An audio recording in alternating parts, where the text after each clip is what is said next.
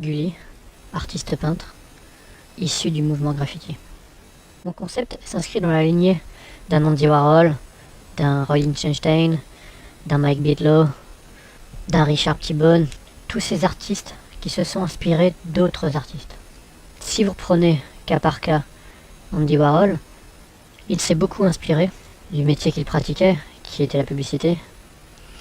Si vous prenez Roy Lichtenstein, il s'est essentiellement inspiré de la bande dessinée. Idem pour un artiste comme Hero. Si nous reprenons le cas des appropriationnistes, Richard T-Bone, Mike Bigelow, ils ont reproduit des œuvres qui existaient déjà, que ce soit de Warhol, de Picasso, de Magritte, de Pollock. Ils ont reproduit des tableaux en reprenant les techniques de ces artistes. Moi, mon concept est un peu différent.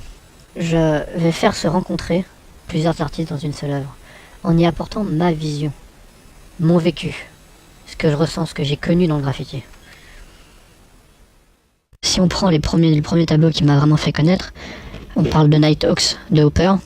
J'ai repris donc pratiquement identique le tableau et j'ai introduit des graffeurs qui taguent, j'ai introduit tous les gens qui ont du graffiti, qui ont été mes maîtres ou dont j'apprécie le travail.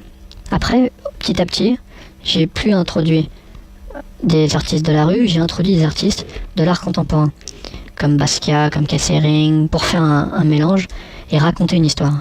Quand je mets des soldats de l'armée rouge face à de l'art chinois, je vais jouer un peu avec la politique. Quand je reprends des maîtres, même on va dire les génies du XXe siècle, comme Basquiat, je vais m'amuser à reprendre des dessins de Basquiat, parce qu'il y a beaucoup de choses dans l'écriture de Basquiat. Je vais changer les mots, par exemple je vais parler d'Obama, donc je vais rajouter des choses de notre époque, de mon univers, de qui je suis. Dans le graffiti, on a essayé de toujours reprendre des choses qu'on avait vues.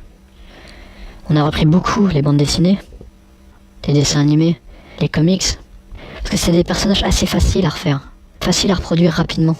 On était déjà dans la reprise. Quand on reprenait un lettrage, c'était jamais nous qui l'avions inventé. On a travaillé une lettre à partir de quelqu'un d'autre. Donc j'ai pas l'impression de faire autre chose dans mes dessins. J'ai introduit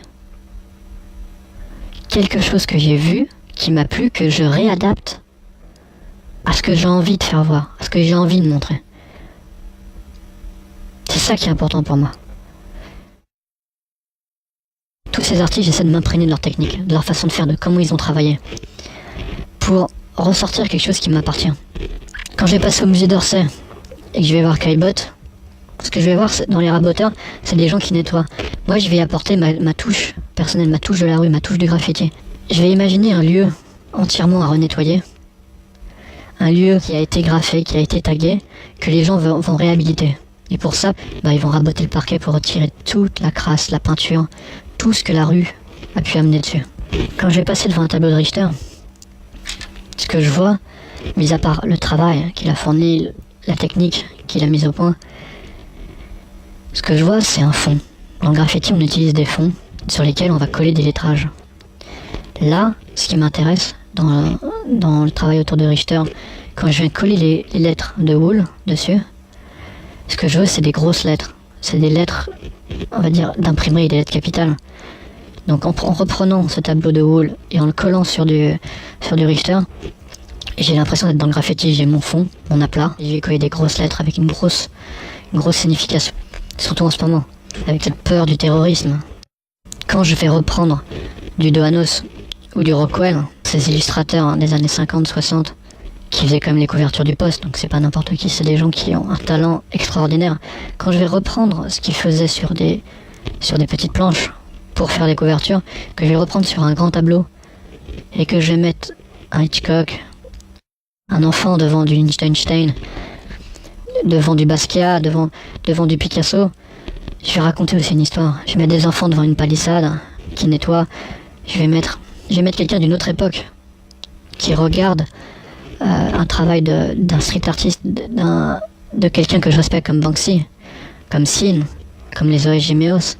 Ou alors je vais introduire un autre univers, un univers qui m'est cher aussi. Quand je vais introduire la station essence de Hooper, je vais y mettre toutes ces Harley.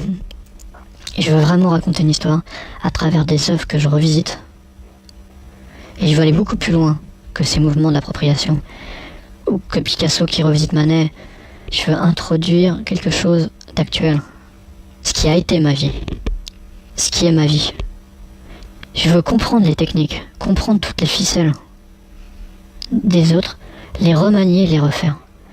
Quand vous avez quelqu'un comme Klein, qui a fait pratiquement toute sa carrière sur un bleu, je vais travailler. Je vais essayer de comprendre comment il a fait son bleu. Ce bleu que lui seul sait faire. Pour la partie secrète, où je donne pas mon identité, j'ai envie de continuer ce que j'ai toujours vécu, quelque chose qui est complètement paradoxal, l'envie de notoriété, l'envie de réussir, et l'envie qu'on ne sache pas que c'est moi. Ça, c'est très présent dans le graffiti. Pour ne pas se faire prendre, doivent rester plus ou moins secrets, doivent essayer de ne pas trop se mélanger avec les autres graffeurs. C'est ce que j'ai envie de reproduire. Parce que je suis un éternel enfant, sûrement. Parce que j'aime ça, tout simplement.